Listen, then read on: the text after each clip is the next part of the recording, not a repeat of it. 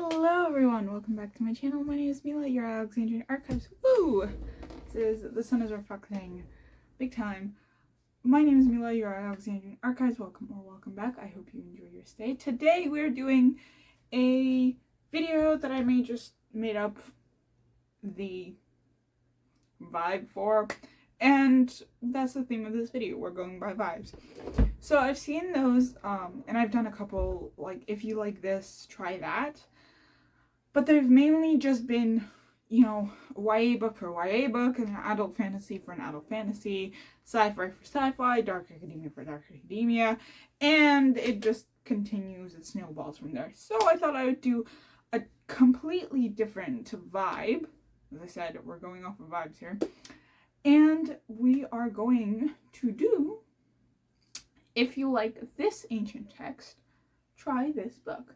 Because I know that as classicists we tend to get pulled into either reading only ancient texts or reading ancient text retellings, and a lot of the time we're just like critiquing it to the point where it's like we don't want to read the retellings anymore. We'd just rather read the originals, because what's the point of reading the retellings if they're just so inaccurate and stuff like that, and there's plenty of problems and stuff. So, as I said, if you like this ancient text, try this modern book. I have made it a challenge for myself, so I made it 10 times harder for myself than it should be, where I'm not allowed to give you books that are inspired by this ancient text. I'm not allowed to give you retellings. I could make a whole separate video for that. Although for some, there aren't retellings. For others, I just haven't really read any retellings, because I'm like, I like the original too much. Why am I going to ruin it for myself? So, we are going to start with my favorite ancient text, which I have 4 copies of, which is the Odyssey. And the Odyssey is this journey of the character Odysseus. So I tried to find a book that also had this aspect of a journey, and how the character at the beginning of the book differs from the character towards the end, and there's adventure and I guess sort of a revenge plot in a sense, because he does kill off the suitors because they have been eating his livestock and drinking his wine reserves, and have acted rudely to Penelope as well as his son Telemachus. So the book that I recommend for the Odyssey is something that's not really based off the Odyssey, but it does have similar themes. It is a classic, and it is The Count of Monte Cristo by Alexandre Dumas. And the reason why I give this is because we have our main character. And he is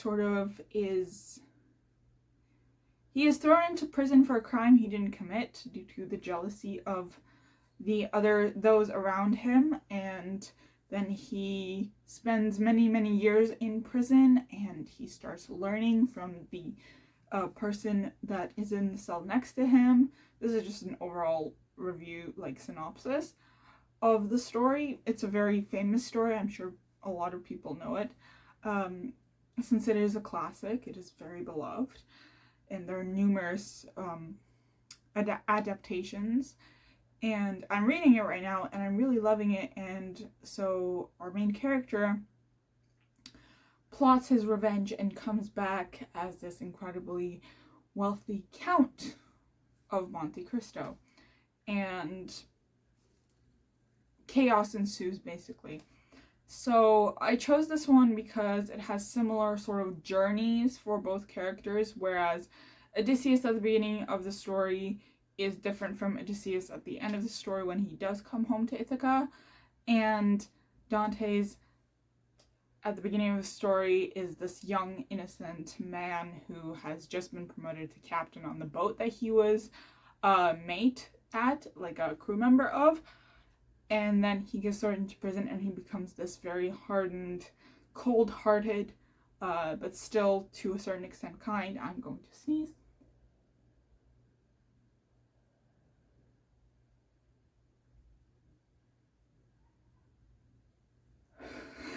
Dunkin' Donuts days. He went from this very kind-hearted person, very innocent, very naive person, to this very cold-hearted man. So yeah, I thought that those two would be similar, and that would be a good recommendation for you all. Don't be intimidated by the page count. I'm reading the abridged version. There's an unabridged version, which is significantly longer, which is probably the versions that you've seen people reading. So I have the Penguin Classic abridged version, and then I have the Penguin Classic unabridged version, I believe. So if you're intimidated, get the abridged versions, and then you can work your way towards the unabridged version. So yeah, that's the Odyssey and the Count of Monte Cristo. The next one is the one, the only, the Iliad. Oh, and my e-reader just shut off. The one, the only, the Iliad, which I somehow don't have a copy of. I'm waiting for the Emily Wilson translation to come out in paperback.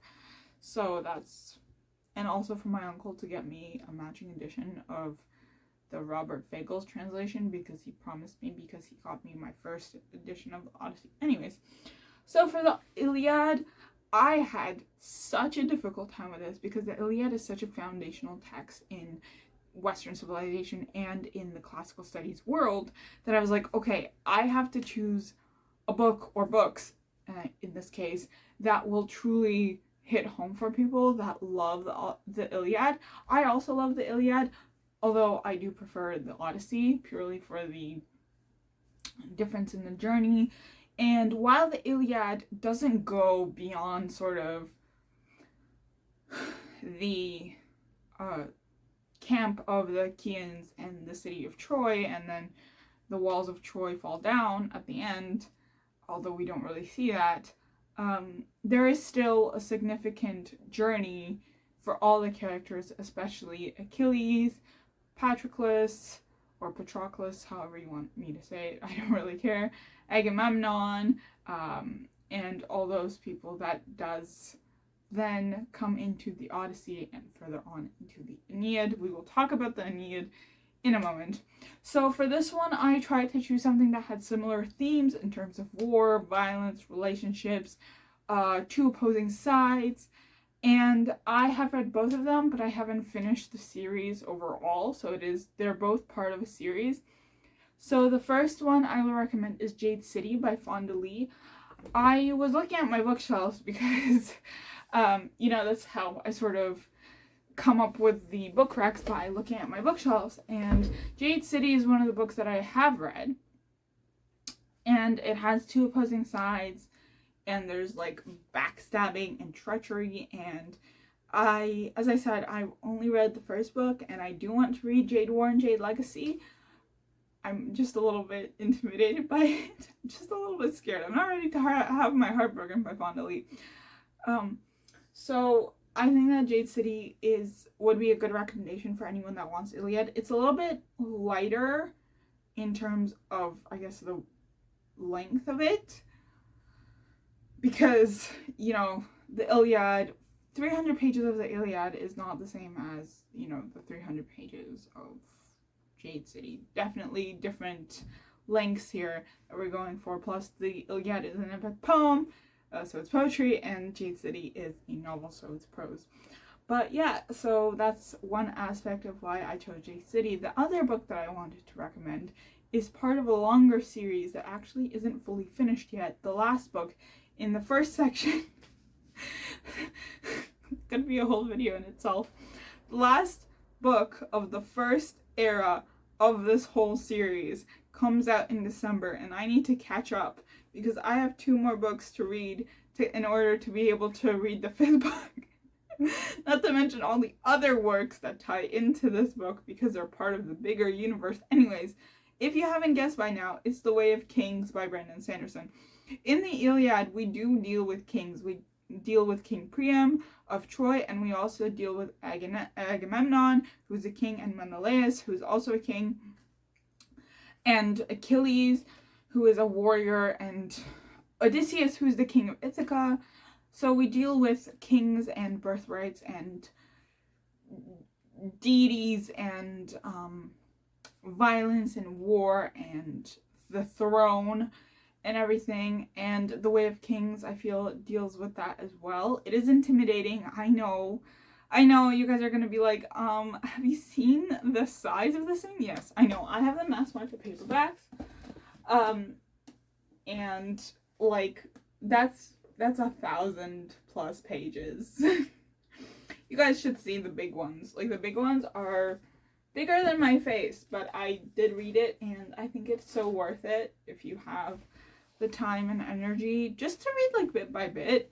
Honestly, it just takes you on a whole whirlwind of adventures, and there's so much significant, as I said, there's so much significant character development in the Iliad as well as in The Way of Kings. In just book one, you get so much. You get such a huge arc for each character, as well as the plot, and the world building is fantastic. And there is a war. There are two opposing sides, and later in the books they sort of start communicating in a sense. And yeah, I'm excited to see where it ends, so no spoilers please. I did read 50% of Oathbringer. Do I remember anything? No.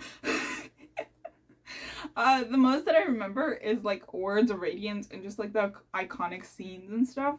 But yeah, so for the Iliad, I recommend you read Jade City and The Way of Kings. The next one is an ancient text I feel like is much less known and marketed, if anything. I actually have a physical copy.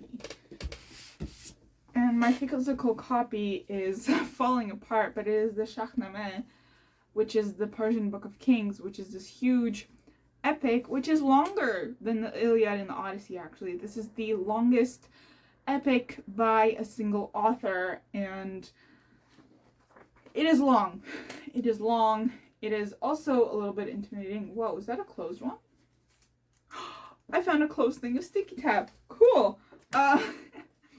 So yeah, so for this one, this has so many themes of love, of revenge, of kindness, of heroism, of bravery.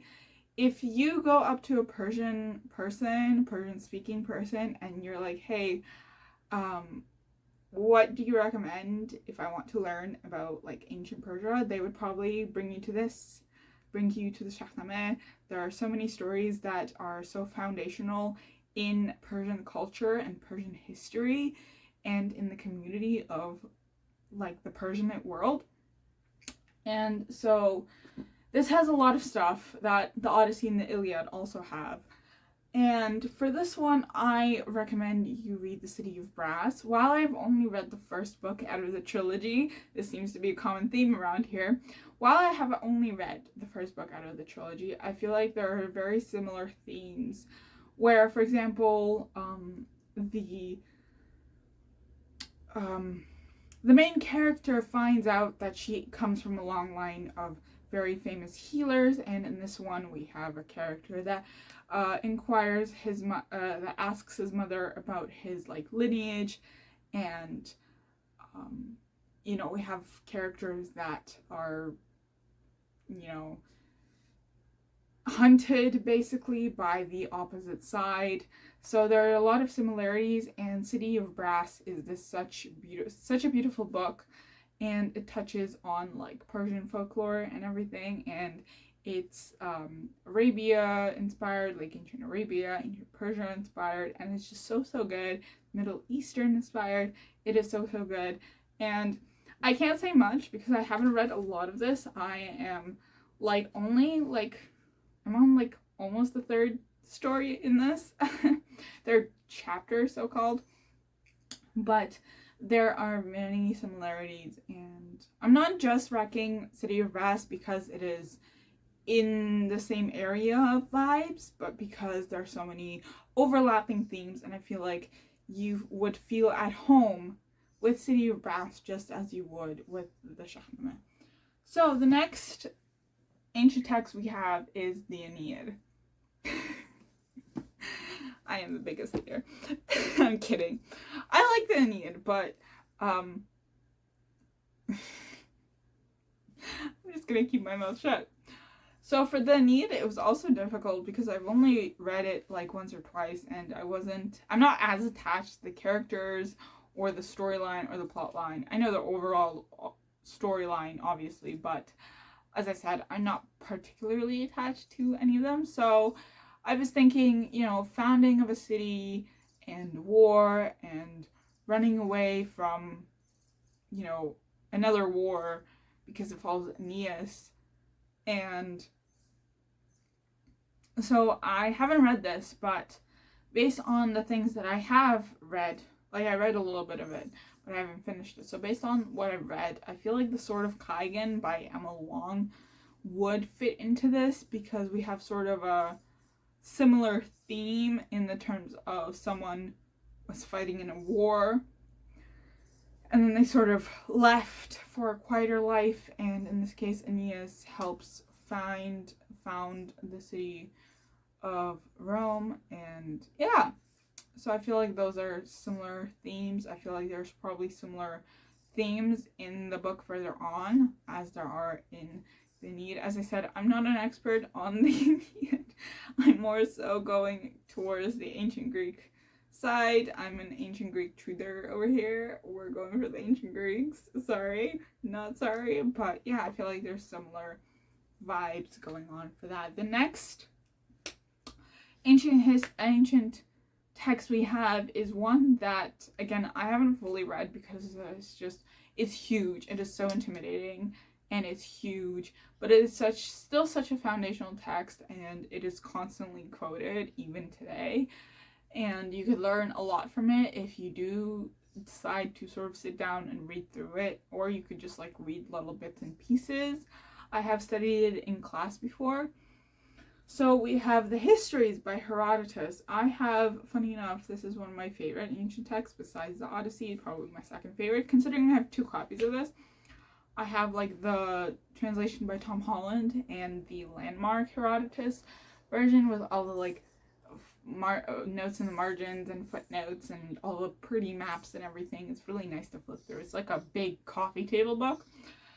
So for this one, I was thinking of stories that chronicle like a family legacy, a family history, or like the history of a world, a nation, a people, and then down to a person or a family. So the first one I'm going to recommend is not fantasy. It's not something I usually recommend. It's a historical fiction, and it is Pachinko by Minjin Lee. This chronicles a family that was living in Korea before the divide, and then they flee to Japan, and it just chronicles the family over time as Koreans living in Japan after the split, as well as the Japanese invasion of Korea, and just how they're dealing with all the racism and all the inequality being Koreans in Japan. It was such a profound book, and I remember reading it as a teen, and it just reignited my love for history, and specifically East Asian history, because I had an East Asian history streak where I read solely stuff that was based in East Asia, because there was a lot of it at the time that I really got into it. So highly recommend you read that one if you want sort of family legacy, and you also get to learn about the effects of certain countries on others. And yeah, I think that would be a good one. The other one that I have for this one is a fantasy. It's an adult fantasy. It is big. It is long. It is a chunker. I'm gonna tell you right now, but it is so worth it. I think I really enjoyed this. It's called The Priory of the Orange Tree by Samantha Shannon. This also chronicles sort of the family history of this one matriarchal kingdom, and it's only the queens that have been on the throne, and the queens proceed to have girls, and you have this sort of magic component to it. You have worms and dragons. It is a retelling of, I think, King George and the Dragon or something like that. I don't remember, but it's a retelling of like an English tale, I believe, if I'm not mistaken. Like a British tale. If I'm not mistaken, editing Mila will clarify on that. So I thought it was really fantastic. I really, really liked it. Yeah, that's all I can really say. They just have similar vibes in this case, because the histories, when I was thinking of it, I was like, okay, what's similar to the histories in which it maybe chronicles the real world history in a fantasy world, but I just couldn't think of anything that had the same sort of impact and same vibe of the history, so I just went with the closest thing that I could get. The next one is Metamorphoses by Ovid, and this is not to be mistaken with Metamorphoses by Franz Kafka, which I haven't read. I have read Ovid, but not Franz Kafka.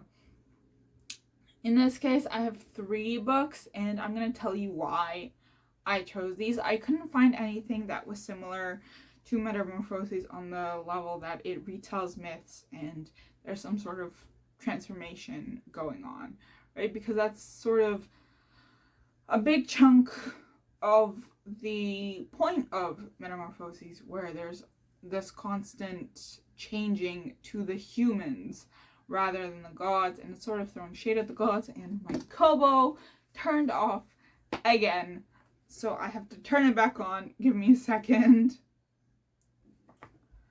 And there's this constant change in the humans, right? So we have, for example, Medusa turned into the Gorgon, and we have various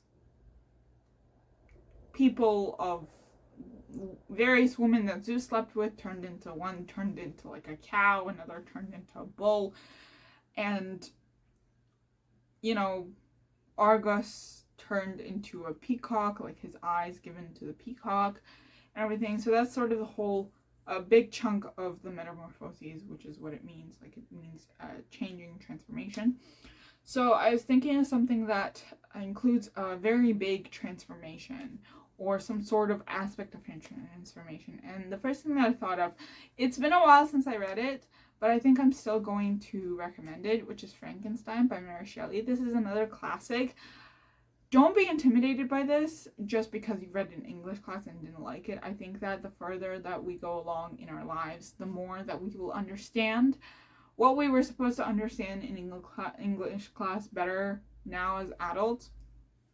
Because in this one, we have the doctor, Frankenstein, right? And then we have Frankenstein's monster. And the doctor goes through this transformation, right? And Frankenstein's monster goes through this transformation. And this is a very significant transformation, because you think that based on all the movies, right? Based on all the adaptations and everything, you think that Frankenstein's monster is like, right? He doesn't talk, but in the story, Frankenstein's monster is actually very intelligent, and he picks up languages very quickly, and he learns very quickly. And it's just that the fact that he's, you know, built from different body parts and he's deformed, that gives society a reason to ostracize him and to alienate him. So I think that this aspect of transformation would fit with the theme of transformation in Metamorphoses.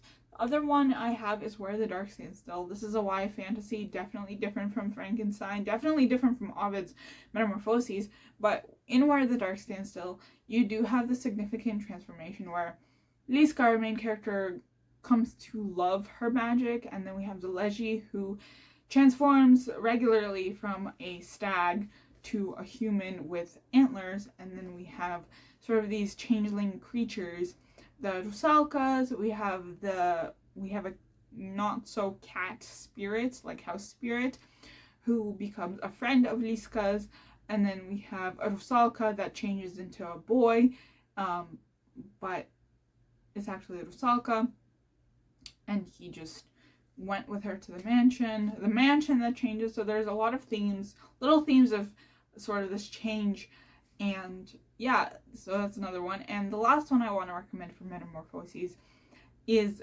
Foul Days by Genevieva Dimova. There's a lot of Slavic folklore in this, and in addition to that, there's a lot of change, right? Because a lot of the components of how you become one of the demons, one of the monsters of Slavic folklore is something has to happen after death, right?